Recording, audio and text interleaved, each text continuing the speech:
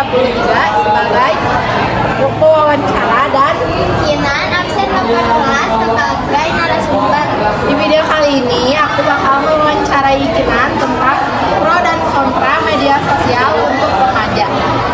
Jadi pertanyaan pertama, apa yang kamu ketahui tentang media sosial? Media sosial adalah sarana di internet yang digunakan untuk berkomunikasi, berbagi informasi, dan berinteraksi dengan orang lain melalui teks, foto, dan video.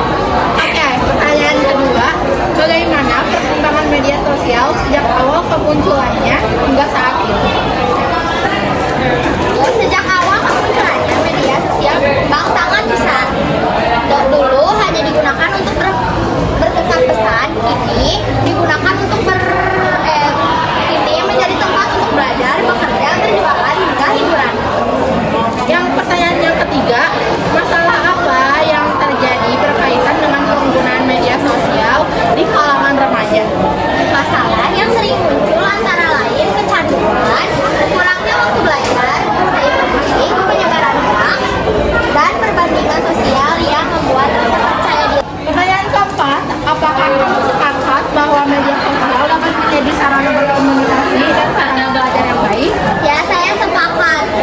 Media sosial bisa menjadi sarana komunikasi dan belajar yang baik jika digunakan dengan bijak, misalnya untuk mencari informasi, berdiskusi, atau menambah wawasan. Pertanyaan kelima, bagaimana cara menggunakan media sosial yang baik dan yang bijak menurut pendapat kamu? Gunakan media sosial seperlunya, cari informasi sebelum dibagikan, hindari ujaran kebencian, hormati privasi orang lain, dan gunakan untuk hal-hal positif seperti belajar dan berkarya. Pertanyaan keenam, jika kamu menggunakan media sosial, pengalaman apa saja sih yang pernah kamu peroleh?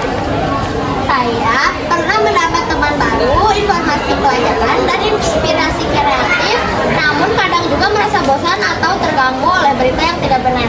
Pertanyaan ketujuh, bagaimana perasaan kamu saat mengalaminya?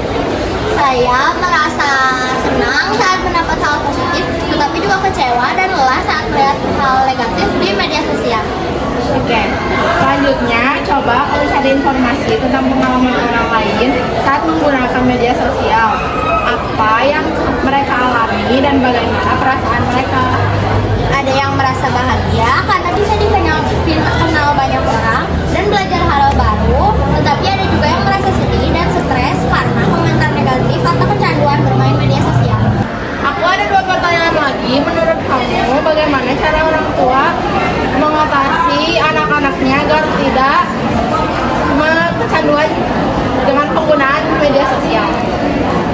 Menurut aku, orang tua dapat membantu dengan membatasi waktu penggunaan gadget, memberi contoh penggunaan media sosial yang baik, serta sering berdiskusi dengan anak tentang dampak negatif dan positifnya media sosial.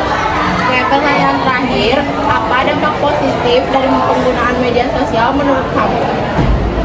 Media sosial dapat meningkatkan kreativitas, memperluas wawasan,